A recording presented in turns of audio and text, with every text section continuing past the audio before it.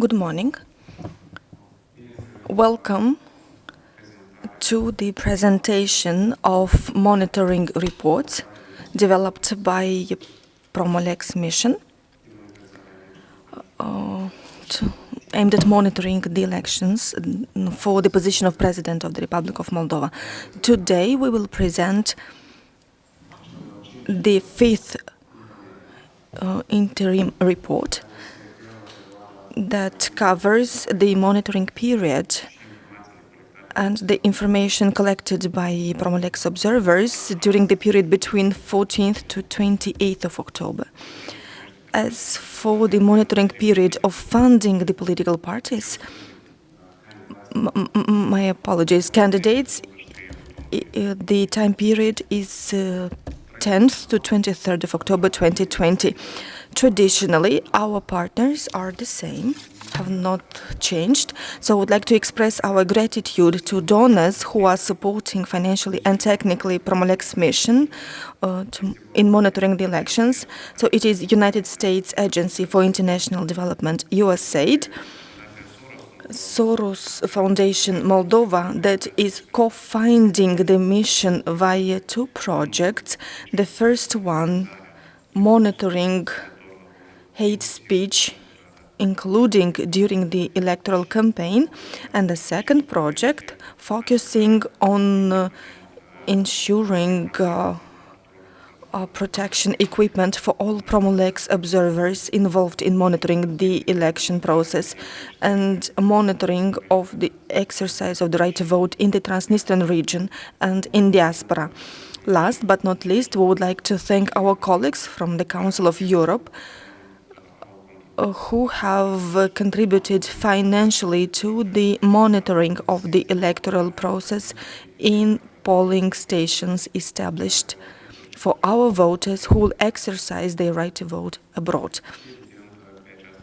And obviously, using this opportunity, I would like to thank interpreters and our partners from European Platform for Democratic Elections who are helping us with the translation of our press events and with online streaming in English and Russian.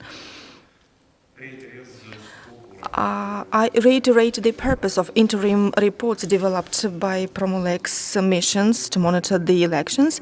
They are quite simple. First, we aim at preventing eventual new negative cases that are stated in the current reports. And the second goal is to inform the society as a whole about the progress of the electoral process from the perspective of Promo-LEX observers. Of course, to notify authorities about possible irregularities found by Promo-LEX observers while monitoring the elections. And last but not least, I would like to underline that the content of our public reports is the opinion of Promo-LEX election monitoring mission and does not reflect necessarily the opinion of our partners and our donors. Also, as part of the introductory speech, I would like to draw the attention to the fact that all of the evidence that are collected by our observers are placed on the website elector.md. On the same page, we have information about important events in electoral context, which can be placed by any voter, including on the elections day.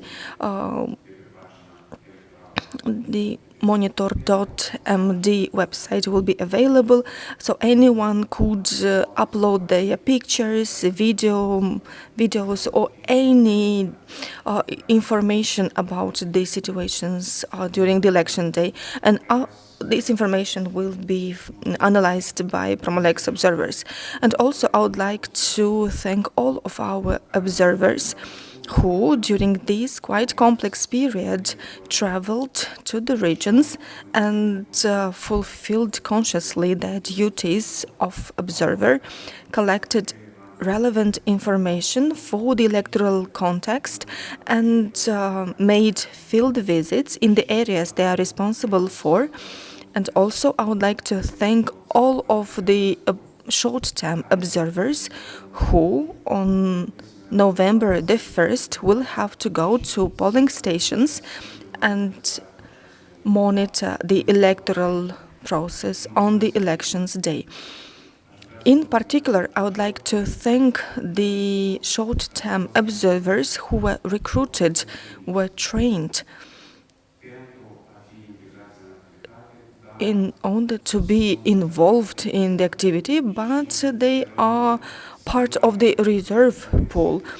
And we hope not to be in the position to involve them so that they remain with the training as observers and to have the possibility to be involved in the second round of the elections if we have a second round and other elections, because the trainings that they have attended is something useful for them.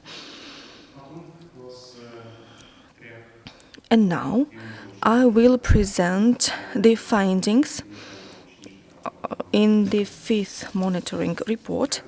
Traditionally, we start with the faulty provisions or good provisions of the legal framework that affected or will influence the activity during these elections.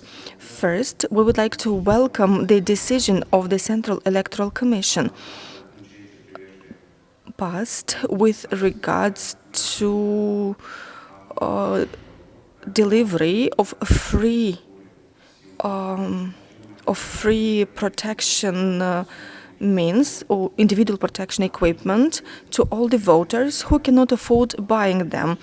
So when voters come to the polling stations, they will receive the minimum kit consisting of a face mask that will be provided free of charge to everyone who will not have a face mask, disinfectant, and also when entering the polling station, the temperature, the body temperature will be measured, and if necessary, gloves will be offered to people who will have some symptoms, characteristics of COVID-19.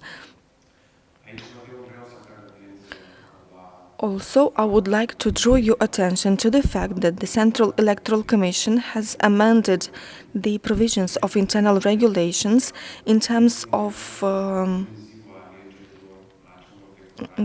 filing on the elections day the statements accompanied by medical certificates if a person is sick.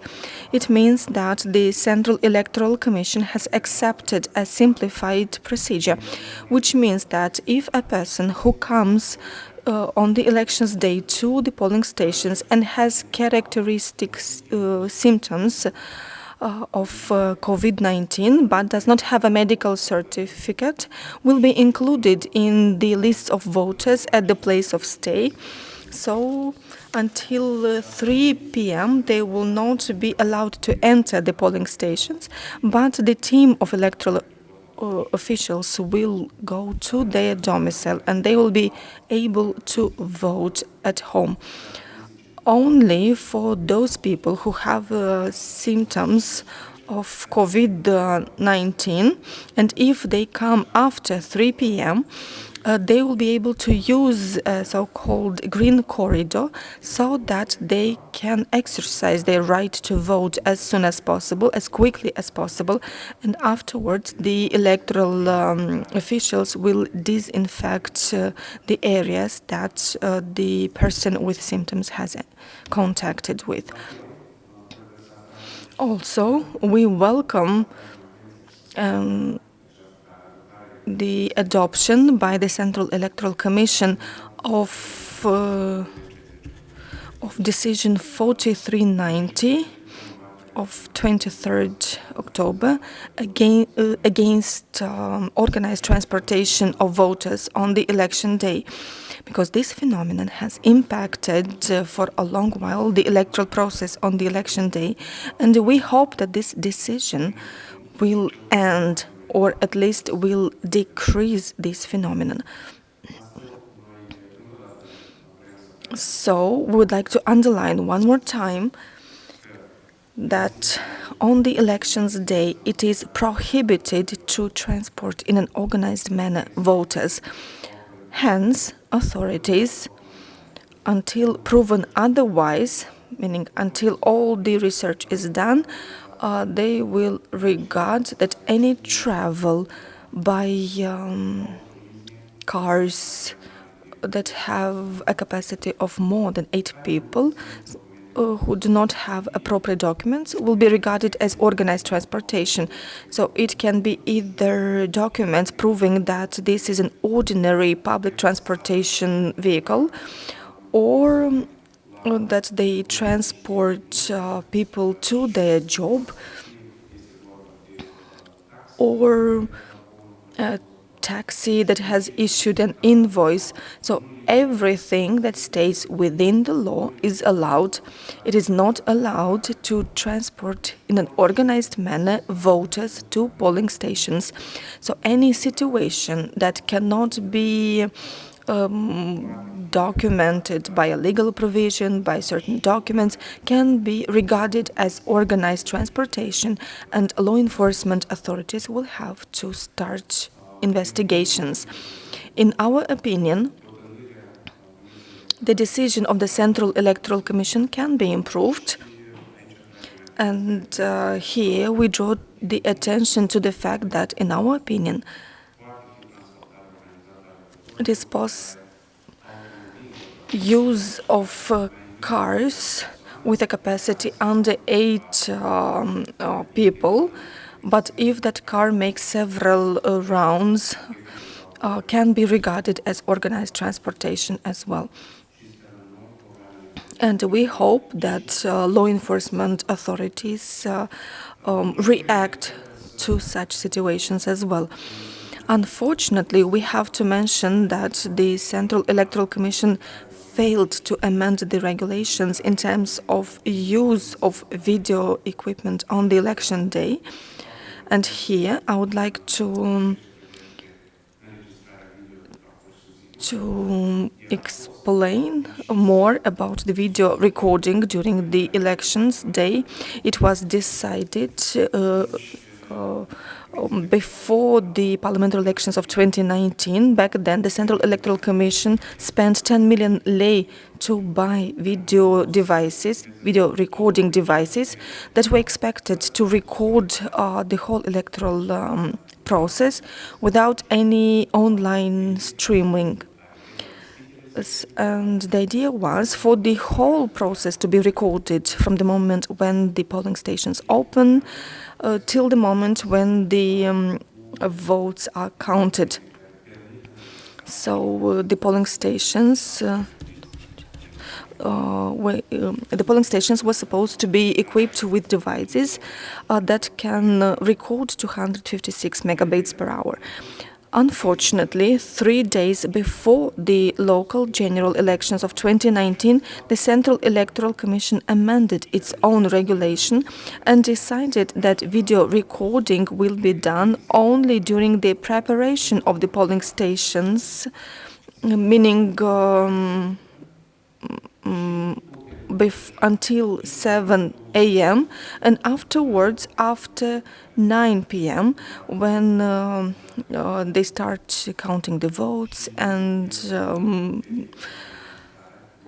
no video recording will be done during the voting process itself. Given the fact that the number of observers who will monitor the electoral process has decreased significantly by 45% observers from NGOs, and international observers decreased by 60% compared to the parliamentary elections of 2019. No electoral contender covers 100% of polling stations with their observers.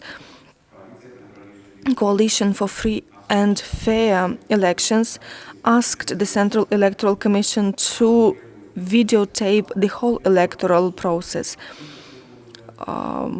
in both rounds of elections. Unfortunately, the Central Electoral Commission, in the meeting of 28th of October, did not manage to pass with a majority of votes the amendments to the regulations. So in such a way, video recording will be partial only.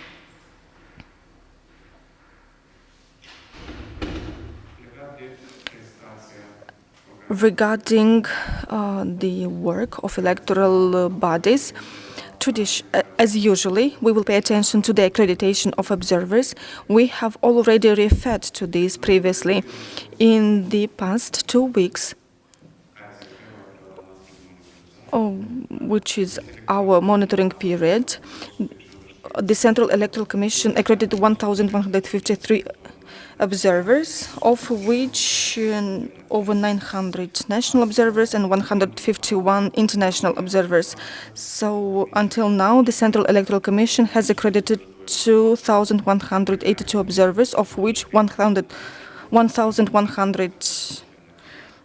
national observers and a bit more 200 international observers. So we made a comparison with the 2019 elections when more than 4,000 observers were accredited, more than 3,000 were national, and 700 and something international observers. So as we've said, the decrease is significant. The number of national observers decreased by 45% and the international observers decreased by 60%. Regarding the polls done during the electoral period, we have to draw the attention that the electoral code stipulates that the Central Electoral Commission must be notified mandatorily about opinion polls during the electoral period. Unfortunately, a number of cases were found when stakeholders who initiated or conducted opinion polls deviated from these provisions. They either did not notify the Central Electoral Commission or did not explain, did not provide information about the methodology underpinning the poll, such as information about the sample, who ordered the opinion polls, and so on. Last but not least, we have to draw the attention to the fact that on 28th of this month, a number of information appeared in the public area about the organization of an exit poll, a survey, that was supposed to be organized in partnership by Watchdog, Institute for Public Policy, CBS Research. But nevertheless, we draw the attention to the fact that the methodology and sample of these tools were not presented to the Central Electoral Commission. Also, we agree with the Central Electoral Commission that the collection by phone of information on the elections day, given that electioneering is prohibited on the election days. So this can be regarded as electioneering as long as the methodology does not describe a protection mechanism. And number two, yes, indeed, it can violate the secret of voting because the methodology does not describe clearly how the secret of vote will be ensured. Hence, we support the position of the Central Electoral Commission regarding this topic. As for the number of issues of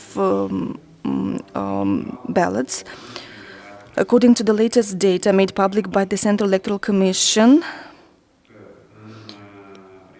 in the State Register of Voters, 3,287,140 voters are included, and the Central Electoral Commission approved 2,934,017 ballots to be printed, with a difference of 353,123 ballots, fewer than the number of voters included in the state registry of voters.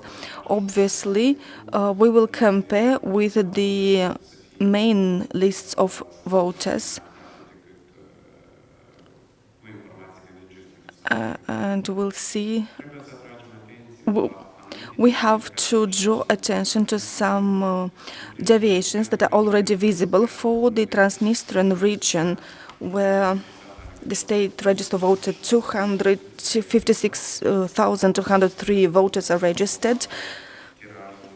124,000 ballots were approved by 132,203 ballots less. There are some cases when more ballots are approved than the voters included in the state register of voters. It is about Chisinau municipality, where 638,282 voters are included in the state registry, and 647,084 ballots were approved by 8,800 ballots more. And we have a deviation in two small districts in terms of number of population. It is about Dubasar, where, according to the register, there are 228,956 voters included in the register, with 29,956 ballots to be printed, by 1,000 ballots more. And Taraklia, 34,204 persons in the register, and 34,704 ballots to be printed, by 500 ballots more than the number of persons included in the state register. So these are the top 3 territorial administrative units where the number of persons included in the state register is lower than the number of ballots printed. But there are also some differences of several hundreds, up to 300 ballots per territorial administrative unit. I was speaking earlier about the accreditation of observers by electoral contenders. According to the information collected by our observers at the level of constituency councils, 3,043 observers were accredited. I reiterate, polling stations, including the ones in Transnistria and abroad, will be 2,134 polling stations. Most of the observers accredited are from Shore political party, 914 people, independent candidate Igor Dodon, 831, Mr. Usatый, our party, 820, Maya Sandu, Action and Solidarity Party, 475. The other electoral contenders have fewer accredited observers. So, as I've mentioned, no electoral contender has observers in each polling station, as stated in Article 68 in the Electoral Code. So, most probably, they will not be able to do parallel tabulation of votes. There are several districts where no observers were registered. At least these informations were not stated in the decisions. passed by the deadline. These districts are the following: Chișinău Municipality, Briceni, Dondușeni, Hâncești, Ialoveni, Ocnița, Strășeni, Ștefan Vodă, Șoldenești, Ungheni. And the last issue that I would like to draw your attention to, related to the activity of the electoral body, is about the failure to comply with the sanitary conditions. I've said that it is very good that electoral bodies are equipped with the necessary protective measures, but they have to be complied with as well. But unfortunately, about 1/3 of the electoral bodies do not comply with the requirements. They either do not wear face masks or do not measure body temperature and so on and so forth. And we hope such deviations are not found on the elections day. Regarding the polling stations opened for voters from the Transnistrian region, here we have to underline that unfortunately representatives of local public authorities and inhabitants in at least 4 settlements, Hrbovets, Gurabıkului, Varnitsa and Hajus, are against opening polling stations for voters from the Transnistrian region. And I believe it is not late to pass the relevant decisions, reaching a consensus, a compromise between the local public authorities, central public authorities, inhabitants of those communities, so that the polling stations operate efficiently and in normal conditions. And for voters from the Transnistrian region who want to freely and consciously and informed way to exercise their right to vote, to be able to do so in those polling stations. And we have to underline an electoral contender, Mr. Nastase, with regards to the attempt to mobilize people and defend the right to vote against rigged elections or attempts to rig elections using voters from the Transnistrian region. Here we have to underline that there are legislative provisions that might result in sanctions against people who are blocking the roads or block the activity of electoral bodies and does not allow voters to exercise their right to vote. And at the same time, we have to underline that any person who is aware of information or who is aware of actions that are against the law, that are against the provisions of the criminal code. So, if they know about a person who has allegedly committed an offense, for example, organized transportation of voters, so they have to submit all of this information to law enforcement bodies, who are the only authorities that have the right and should investigate these cases. The role of people is to cooperate with representatives of law enforcement body, but not to be against or stand against law enforcement bodies. Regarding the establishment of polling stations abroad, we would like to draw the attention, especially to voters abroad, that thanks to the developments, including the negative developments of COVID-19 pandemics, a number of countries responded recently, and this response might affect the possibility to exercise the right to vote.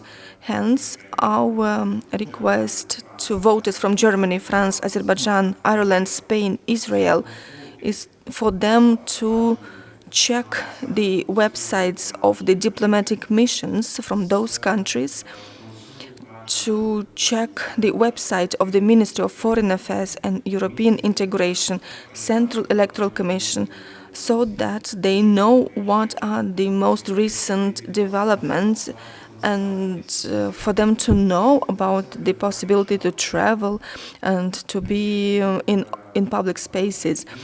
So as far as we have seen, the diplomatic missions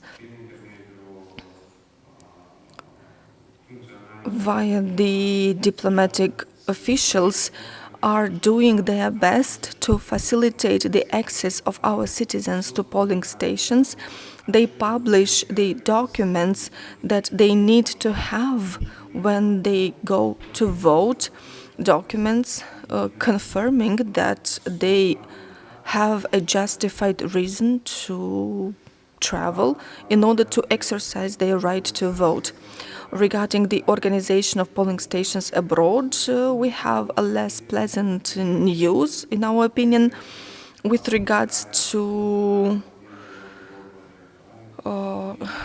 the staffing of polling stations abroad with people from the registry of officials. When we presented the fourth report, we underlined this problem. It is present in the polling stations established abroad. 80% of all electoral officials that will be involved abroad are seconded from the electoral officials registry. At the same time, we have received complaints from our people from diaspora who are included in the register of electoral officials. They have sent applications but were not taken into account. That is why we have reasonable suspicions about the management of the registry of electoral officials, and they have to be removed. Regarding the settlement of electoral litigations, we have to draw the attention to several issues. First, unfortunately, we still have this institutional ping-pong when institutions involved in the settlement of electoral litigations decline their powers in favor or and transfer it to another authority. And this institutionalized ping-pong unfortunately continues. On the other hand, we have noticed that the Central Electoral Commission unfortunately does not review quickly the notifications submitted, including by the electoral contenders, to the Central Electoral Commission. And we have to mention that certain notifications, certain complaints registered by electoral contenders reveal some activities by their competitors, which technically can be sanctioned, including by excluding them from the electoral run. And the fact that the Central Electoral Commission is delaying the review of these notifications cannot be explained. On the other hand, we have to recognize that there are some contradictions between, or some mismatches between the provisions of the electoral code and administrative code, and the fact that these mismatches between these two laws deprive literally the candidates from their right to effective remedy. So most of the complaints reviewed by courts are declared as non-admissible due to non-compliance either with the electoral code or with the administrative code. Some points about lists of voters. We have to underline that our long-term observers visited the electoral bodies and tried to obtain access to those lists in order to be able to check them. Unfortunately, in at least 20% of the visited polling stations, observers were denied access to lists of voters. This is a violation of the guaranteed rights of observers and tarnishes the image both of electoral bodies and decreases the trust in the quality of those lists.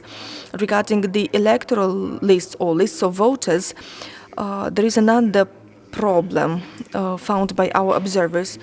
the delayed submission of these lists to the electoral bodies and to the mayor's office, and we hope that this delay is caused exclusively by the pandemic conditions.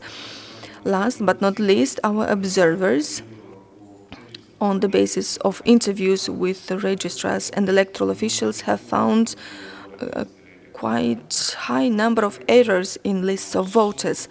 Unfortunately, we still have deceased people on the list of voters. There are many wrong addresses. There are cases when voters are wrongly assigned to another settlement or are not included in the list of voters at all. So we urge all voters to use the digital platform available on the website of the Central Electoral Commission, so each voter can check to what polling station he or she is assigned, so that they do not lose time on the elections day, especially starting from the fact that many polling stations have changed their addresses because of the pandemic. Regarding the activity of the local public authorities, I will reiterate what I've mentioned already.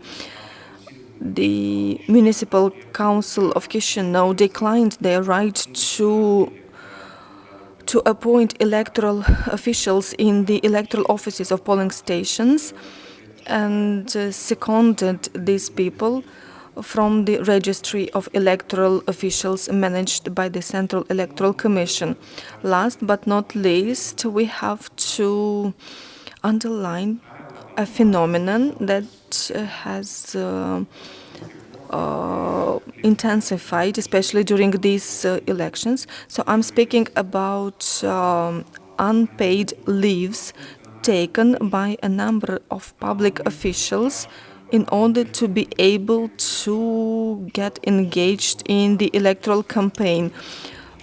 Our observers have recorded at least 52 cases when representatives of local authorities of all levels, first and second levels, took unpaid leaves in order to engage in electoral campaigns of certain candidates.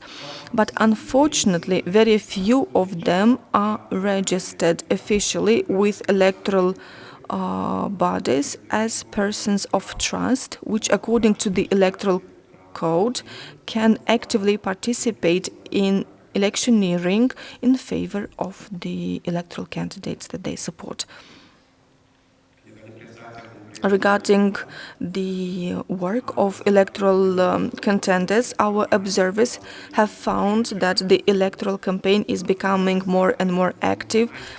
A higher number of campaign activities were found compared to the previous monitoring period.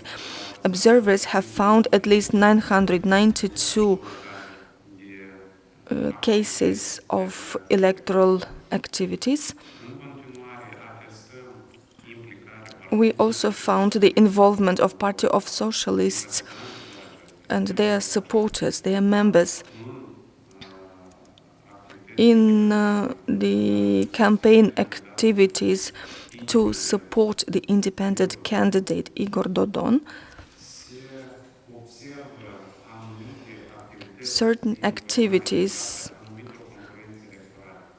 of delivering information for diaspora, especially via online networks, interviews, live streaming, answering to diaspora's questions, and so on. Unfortunately, we have not seen such situations for our voters from the Transnistrian region. The only case when one electoral contender, Dorin Kirtoaka, tried to travel to the left side of the Dnistru River, but was prohibited from doing so.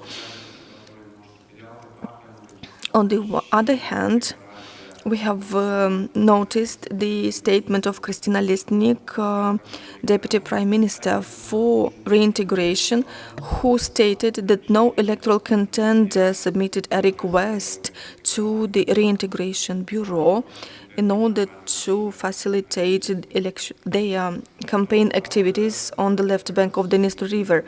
At the same time, we have to underline that according to the Electoral Code, there is no obligation for electoral candidates to inform the central public authorities about campaign activities, regardless of the place when they will be conducted.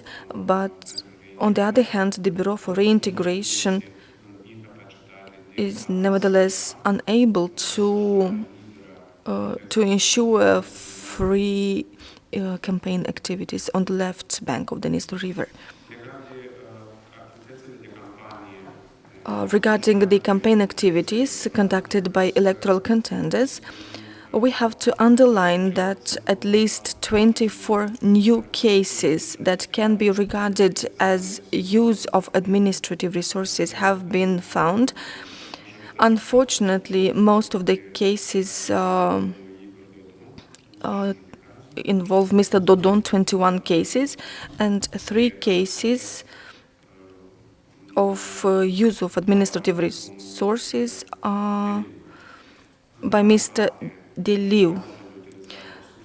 So most of the cases of using administrative resources involve the engagement of public officials during the working hours at campaign activities. This is 17 out of 24 cases. 3 cases where the events organized using the money of local public authorities were used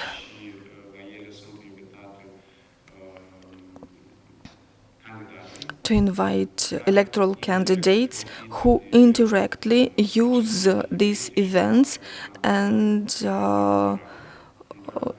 engage in electioneering. In all 3 cases, it is about Mr. Dodon, and 4 cases of taking credit for activities or infrastructure works for some advantages offered to people. So, works or activities made by other entities, but the candidate takes credit for these. We have 4 such cases involving Mr. Dodon. Unfortunately, 2 cases found by our observers that can be regarded as voter corruption. In both cases, it is about supporters or persons who conducted electioneering activities for Mr. Dodon. At least 5 cases of using foreign people or the image of state institutions. So images of foreign persons and images of state institutions. In 3 cases, Maya Sandu, 1 case Igor Dodon and Dorin Kertoacă. 6 cases of involving religious cults in the electoral campaign, all of them being about independent candidate Igor Dodon. Unfortunately, in 9 cases that can be regarded as violation of the sanitary and epidemiological rules during the campaign activities, and the first 9 cases of intimidation, destruction of billboards and electoral materials. So as we can see, the tension is increasing at the end of the campaign. That is why we urge everybody to stay calm, regardless of who they support in the electoral run. Some issues about the funding of electoral campaigns. Unfortunately, Violeta Ivanon and Shor political party did not manage to open the electoral fund account in the bank. So their campaign is done on the basis of in-kind donations. regarding the donations by political party above 12 average salaries per economy, we found a transfer by political party Action and Solidarity Party.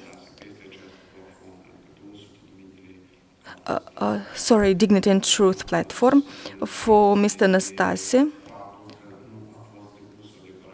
The issue is that they have not submitted an initial statement about the fact that they had these funds on their account.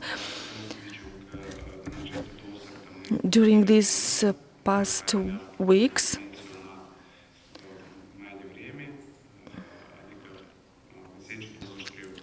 23rd October 2020, electoral contenders have raised 6 million lei in revenues, having a balance of 1.5 million lei, and spent a bit more than 7 million lei.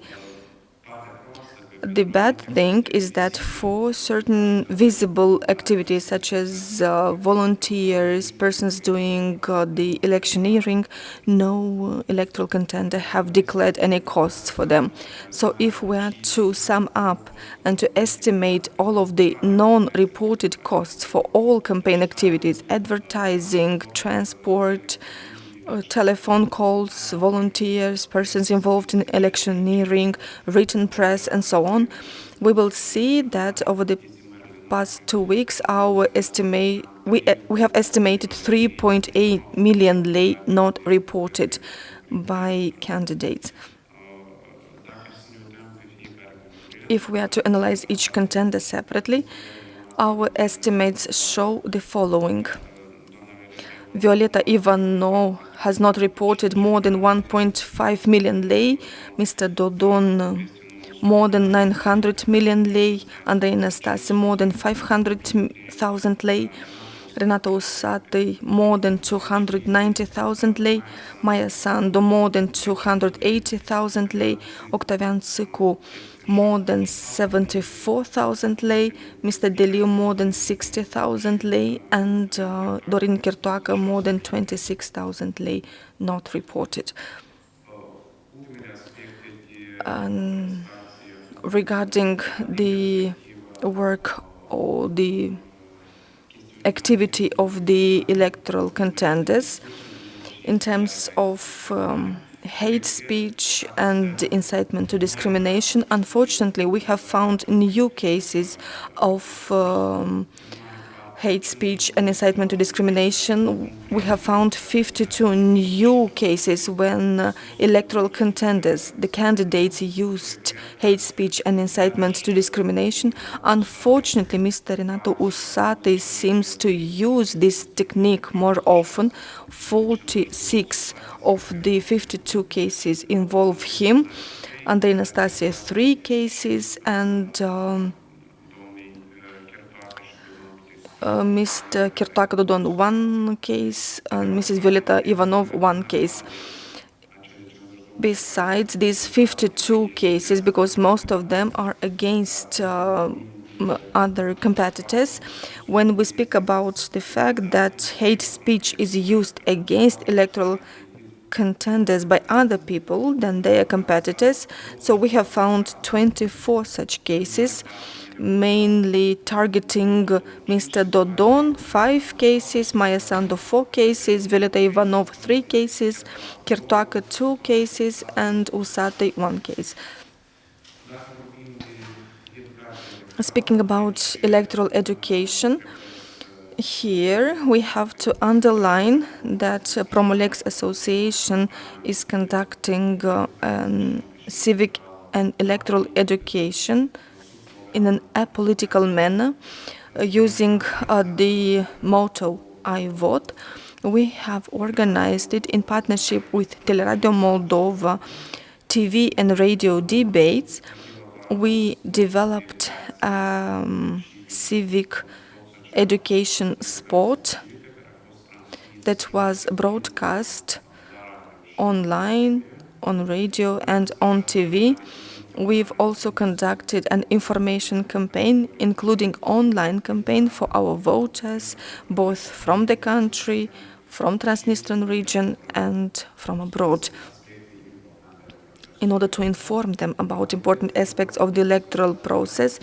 We have conducted these activities in partnership with our colleagues from Adepta P-Rocket that received mini grants from our association under the program Democracy, Transparency and Accountability, funded by the United States Agency for International Development, USAID. And last but not least, we have conducted information activities for voters from the Transnistan region. I said that unfortunately electoral contenders did not do any electoral campaign and unfortunately did not conduct any educational activities for that specific region. So we've tried to raise the awareness of voters from the Transnistrian region using the means available online, sometimes in cooperation with online TV portals and radio portals from Transnistrian region, and we also produced some informational videos about what is happening or is to happen in the electoral context. Also, we have the Central Electoral Commission has also organized information activities using the Center for Continuous Electoral Training, CICDE. That's what I wanted to draw your attention to. However, before ending this press conference, I would like to say that on the election day, we will organize press conference at 9:30 a.m. and 2:30 p.m. At these press conferences, we will present information about the electoral process, and we will issue 2 press releases at 7:30 and 10:30 p.m. We will not have any conferences. We will only place the press releases on our website. As usually, on the election day, we will not name any candidates in order not to influence the opinion of voters. We will only tell what we have seen, but without giving any names of electoral candidates. And hopefully we'll see each other on November the 2nd, 2020, meaning the second day after the elections, traditionally at 10:30 a.m. in this same room, when we will present the results of a partial counting of votes on the basis of a sample from the 608 polling stations where we will have observers in order to see if the results announced, the preliminary results announced by the Central Electoral Commission are the same as the data collected by our observers directly from those polling stations, from those 608 polling stations where we'll have permanent observers. So these are the main issues I wanted to underscore. If you don't have any questions, I will end here, and I would like to urge one more time the voters from the Republic of Moldova who have the right to vote. Their vote is a power, so on the elections day, November the 1st, 2020, all of us can go to the polling stations either to punish someone by not voting for them or to promote someone and help someone win the election by applying the voted seal across their name. It's important to show up in the polling stations, complying with the protection requirements in such a way to contribute to bringing more democracy in our society and to contribute to the appointment of the next President of the Republic of Moldova for a 4-year period. Having said that, thank you for your attention, and hopefully we'll see each other healthy at 10:30 when November the 2nd, when we present the results of the partial counting of votes. Thank you.